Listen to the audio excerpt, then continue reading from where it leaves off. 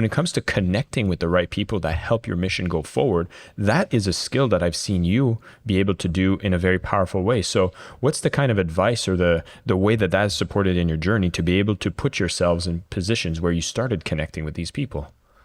So if people have seen photos of me with Elon or Oprah or whoever, people always, they want to know how we connected and how we bonded.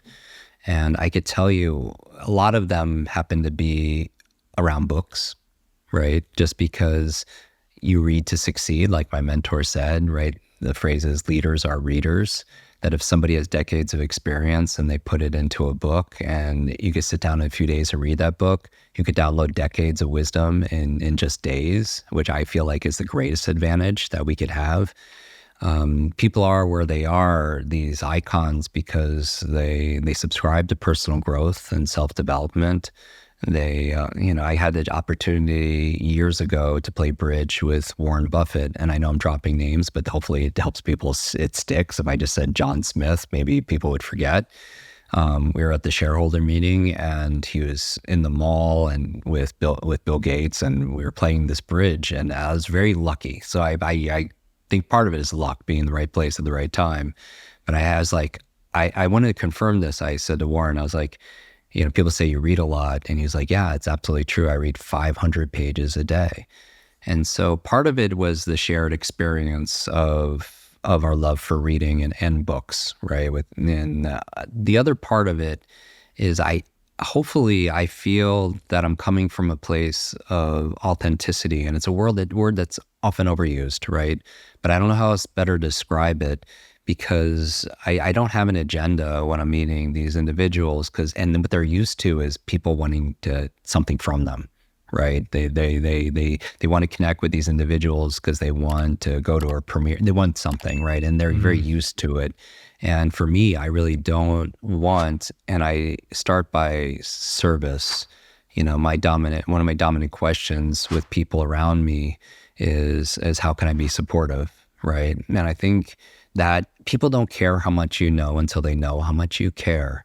That's why remembering names is so important, right? If you forget names, the message we're saying is we just don't care. And that's why we teach these things. But I feel like they don't feel like I'm trying to take anything away. And you don't give to get. My philosophy is you don't give to get. You give because it's who you are, right? And I feel like everything in nature has to do two things. It has to give, contribute in some way, and it also has to grow. Like you think about everything in nature, everything has to grow. It's green and it grows, it's brown and it rots and it's eliminated. And everything in nature has to serve the ecosystem in some way. Otherwise, it's also eliminated. And I feel like these are laws of nature. I call them grow givers. There's that phrase back in the 80s, go getters. You just go to get. But I feel like, and then you could also go give, but then you're depleted. So I feel like we grow so we have more to be able to give. So it's a kind of philosophical, but to answer your question, I bond with these influential individuals, our shared interest in personal growth and learning and reading. And also when I'm communicating with them, I feel like genuinely I don't necessarily want anything from it. It'd be great to be able to receive, without a doubt. But my human interactions is always to be supportive, and I just feel like it'll come back, if not from that individual in some other way. The universe is kind to those who lead with give. And quite frankly, it just doesn't give any vibe of neediness, which I think is what the majority of people end up bringing aboard if they don't have that ulterior intention to do good and to give. And I love that you've kind of made that twist to just giving, but to grow being such an important part of it. Thank you so much for listening to the Selling with Love podcast. We have some previous episodes you can tune into right here.